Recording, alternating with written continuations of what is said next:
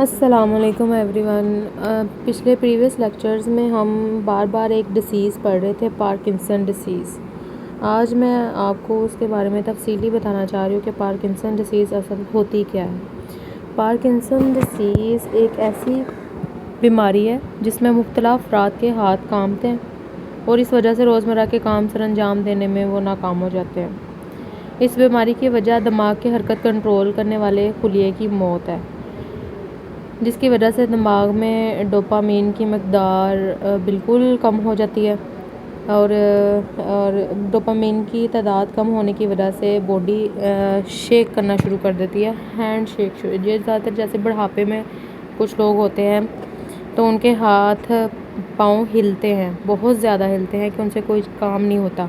तो ये क्या है, ये पार्किंसन डिसीज़ है और ये होती है डोपामीन के लो लेवल की वजह से। डोपामीन एक केमिकल हार्मोन है जो कि ग्लैंड्स रिलीज़ करते हैं, हार्मोनल ग्लैंड्स, यानी कि एड्रीनल जो हमने हार्मोन्स पढ़ने हैं, ग्लैंड्स पढ़ने हैं, उनसे रिलीज़ होता है डोपामीन हार्मोन। तो उसकी जब कम हो जाती है तादाद तो वो पार्किंसन डिसीज़ का सबब बनती है। जैसे हम एक एग्जांपल ले लें पार्किंसन डिसीज़ की। Imagine your brain has a networks of road that controls movement. In Parkinson disease, some of these roads are damaged, making it hard to sense signals smoothly, leading to the symptoms mentioned above. यानी कि अगर आप simple एक example है, आपका दिमाग है वो बहुत सारे रोड्स से मिल के बनता है। अब कुछ रोड्स ख़राब हो गए हैं तो इसका मतलब है कि वो कोई आएगी, आपको हर्डल्स फेस करना पड़ेंगी कुछ चीज़ों को परसीव करने के लिए, स्मूथली परसीव करने के लिए। तो यही पार्किंसन डिसीज़ है।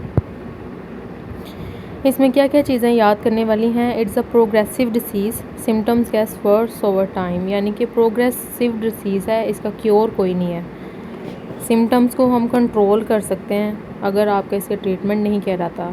कंट्रोल कैसे करते हैं? थेरेपीज़ के थ्रू, हैंड एक्सरसाइजेज़ के थ्रू, मेडिकेशन के थ्रू।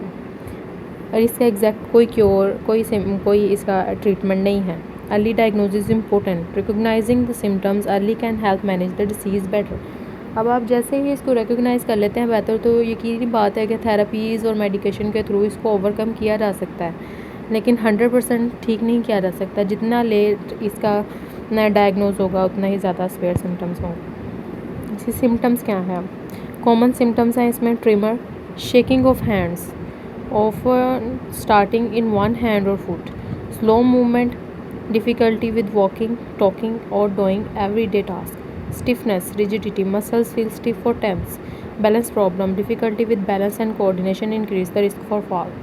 ये अक्सर ओल्डर एज में होता है। जब ओल्डर एज में आपने काफ़ी लोगों को देखा होगा कि उनसे बात करने में बहुत देर लगाते हैं, चलने में देर लगाते हैं, जो भी रोज़मर्रा की डेली एक्टिविटीज़ हैं उनकी रूटीन की एक्टिविटीज़ उनको करने में उनको मुश्किल पेश आती है, मसल्स स्टिफनेस रहती है।